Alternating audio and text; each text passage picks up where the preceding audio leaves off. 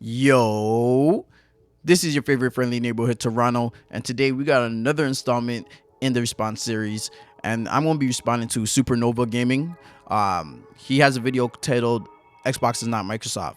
So for those who don't know, SupaNova Gaming is another up-and-coming content creator like myself in the gaming space. The difference is that he has 4,000 more subscribers than I do, but I will have the link for the video that I'm responding to and his channel in the description. I suggest everybody check him out. He's hilarious and he's super raw and does some funny videos and funny intros to his videos. So now let's dive into it. SupaNova Gaming is talking about why Xbox is not Microsoft, as the title suggests, but also why PlayStation is not Sony.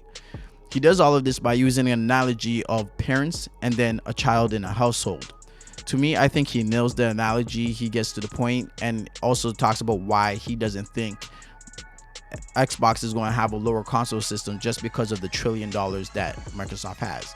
But to me, I think he does neglect the benefits the child can get from the parents, and that's not to say that the child will always get those benefits. So me, I'm just going to throw in my 2 cents and expand upon the analogy just a little further.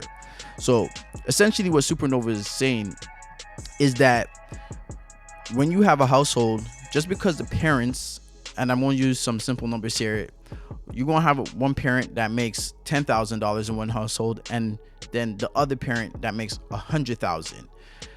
Just because those parents make said amount of money per month doesn't mean the child has that money. So for me, what I'm looking at that whole situation, I believe that is 100% true, but because of the amount of money they have, let's say with the parents that have the $100,000, which is Microsoft in this case, they can have a larger house and then a larger backyard. And if you continue with the analogy, you could assume that the house itself is the infrastructure that the company has. And because the child lives there, that means they also have access to the backyard and the house that is there. And then while you do have the larger backyard and the larger square footage house, on the $10,000 parent side, you do have the fact that they were able to cultivate and build better furniture in the house.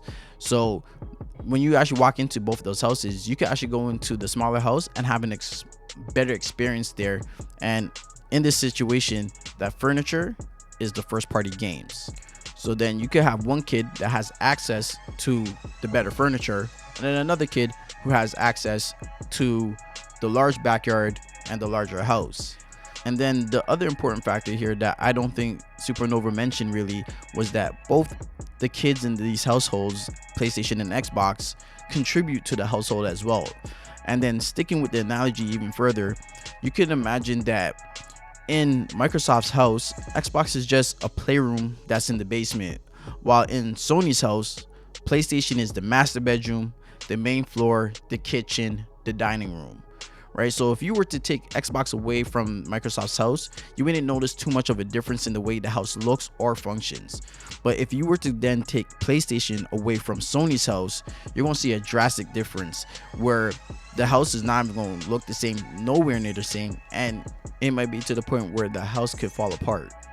And with Xbox having such rich parents, what they're able to do now is make their own business decisions, knowing that if they accumulate too much debt, that they do have parents that they can lean on to help build them out of those situations. So this is going to allow Xbox to potentially have a lower price point for the consoles, since again, Microsoft, who is more capable with more capital, can build them out of those situations, and they could take a larger risk than Sony can, keeping that same frame of thought. So with that said, I do believe that Xbox actually has a little bit more leeway when it comes to pricing their consoles cheaper and taking a little bit of a hit than Sony does when it comes to PlayStation. And SupaNova also does mention that Microsoft hasn't done that for Xbox before, where they've given them the kind of that leeway to take really major hits to the console. So why would they start now? And I don't know, that's a good point. Maybe they notice that there is an opportunity in the market by giving them more capital that might allow them to contribute to the household a lot more, to expand and may probably add an extension to the house. either way it goes, this is very exciting stuff. I don't really see Xbox going too low in the pricing. They still have to worry about the manufacturing cost. I just don't think that, yes, we have a bunch of money, that they're going to swallow it all up, but there are, again, the possibility that it can happen, and there's reasons for it to happen because, again, Xbox does have their parents that they can lean on. So that's going to be it for this video. Thank you for those who made it through to the end. Please share, like, and subscribe. Hit the bell notification so you don't miss any of the new videos that get posted. It really does a lot in helping me grow this channel. I will have all the details on where you can follow everything Toronto in the description. That's everything for now. So it's not bye, but I see you later on the next one. And I'm out!